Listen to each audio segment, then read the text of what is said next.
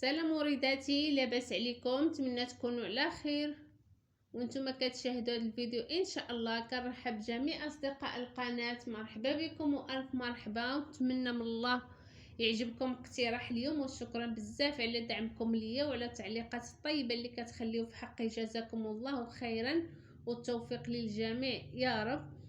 شبان لكم في هذه الحليوه اللي سهله التحضير ومقادير سهله وبسيطه، ولكن كتجيب مذاق الحامض راقيه في المنظر ومذاق ما نقولش لكم عليه حتى تجربوها. نتمنى يا ربي تنال اعجابكم. وننتقلوا للمكونات. اللهم صل وسلم وبارك على سيدنا محمد الحبيب. غنبداو بالكريمه. عندي هنايا 2 البيضات، وعندي نص كاس ديال العصير الحامض، كاس ديال السكر سنيده ومبشور الحامض. من بعد نضيفوه، كنخلطوا هاد المكونات مزيان مع بعضياتهم، هاد السكر مع الحامض مع البيض، باش نتفاداو الحبيبات اللي كيخلي لنا البيض.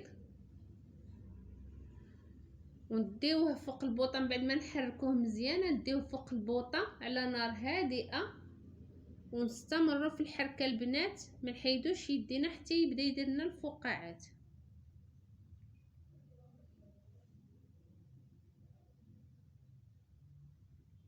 نستمروا في الحرك حتى كيبدا يدير لنا الفقاعات، عاد نعرفوه راه وجد.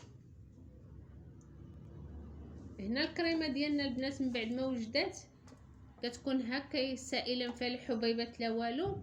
الا درت لكم الحبيبات يمكن لكم تصفيوها وهي باقا سخونه، كنضيفوا عليها معلقه ديال الزبده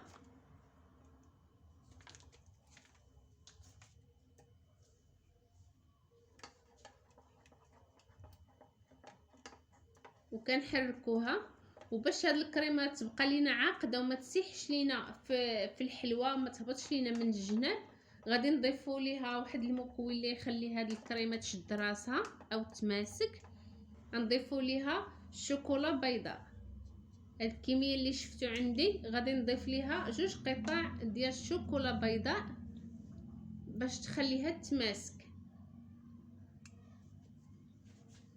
صافي، وغادي نحركو نخليوها جانبا وننتقلوا للعجين. بالنسبه للعجينه البنات عندي السكر، الزيت، الحامض، البيض، الملحه والدقيق على حسب الخليط، ورشه ديال الخميره ديال الحلوه. نقولوا بسم الله. غادي ندير مبشور الحامض. مادام درنا الكريمه د الحامض غنديرو هنا مبشور الحامض، وغادي نضيفوا عليها بيضه وقبصه د الملح وكاس ديال السكر سنيده وكاس ديال الزيت نباتيه، المعيار ديال كاس د العصير. كنخلطوا هاد المكونات مع بعضياتهم مزيان حتى كتذوب داك السكر سنيده.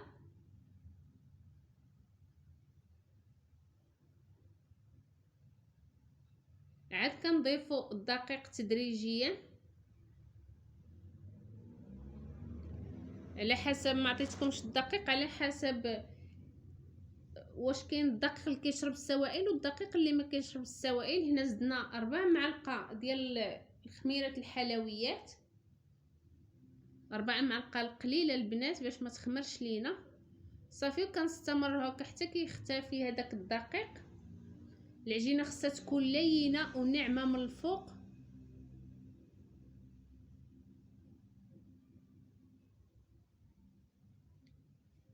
نجيبو لاطه وكنولي نكور هكا ونحط فيها على القياس اللي بغيتو نتوما. من الاحسن يكونوا ما كبار ما صغار باش الحلوه ديالنا ما كتجيش كبيره. صافي، كنستمروا هكا حتى كنكمل كاع الكميه اللي عندنا، وكيكون الفران شاعل من قبل على نار هادئه والعافيه غير من التحت.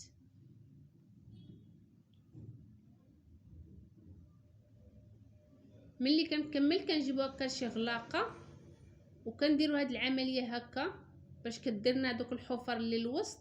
وملي كنحسوا بها في الفران دخلها الطياب كنعاودوا هاد العمليه باش كتبقى لينا هذيك الحفيره حتى الاخر باش كنديروا فيها الكريمه، حيت الا ما عاودتوش العمليه راه غادا تمشي الحفيره.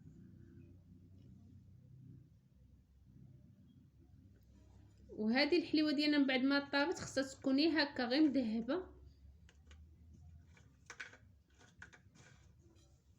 هنا بالنسبه للتزيين عندي مربى المشمش وعندي الكوك او جوز الهند، كنوليو ندهنو هكا الجنيبات ونديرو في الكوك.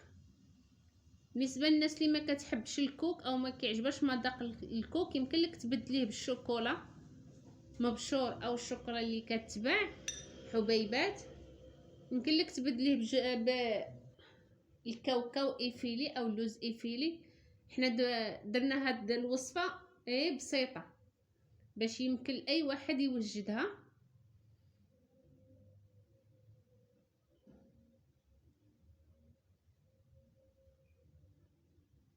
صافي كنستمروا هكا. الا عجباتك الشيته بحال اللي دارت ليا كملي غير بصبعك. كنستمروا هكا حتى كنكملوا كاع الكميه اللي عندنا.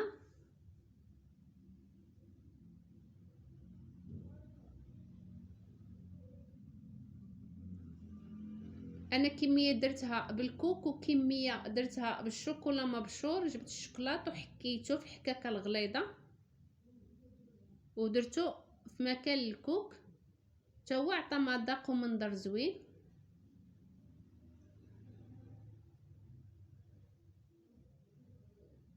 هاد الحلوه كتجيب مذاق الحامض غزاله. نتمنى ربي تنال اعجابكم، وسهله في التحضير وسهله في المكونات.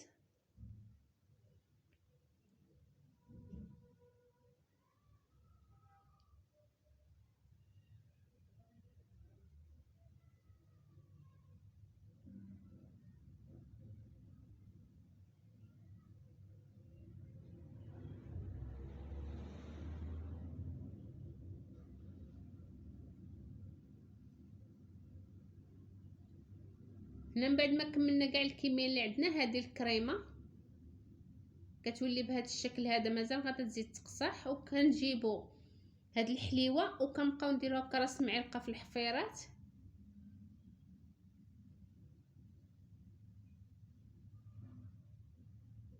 كنجيبوا الحليوه وكنديروا فيها هكا 4 معالق ولا راس معلقه في الحفيره اللي درنا على حسب الحجم اللي خليته. كنستمروا حتى كنكملوا كاع الكميه اللي عندنا. ونتمنى من الله يعجبكم اقتراح اليوم ويجيكم سهل وبسيط، ونكون خفيفه ظريفه على قلوبكم. دم محبه والعشره بيناتنا. خليت لكم راحه الله. تبقاو على خير حبيباتي، وشكرا بزاف بزاف على دعمكم ليا وعلى التعليقات الطيبه. ومرحبا بكم والف مرحبا حبيباتي. تبقاو على خير.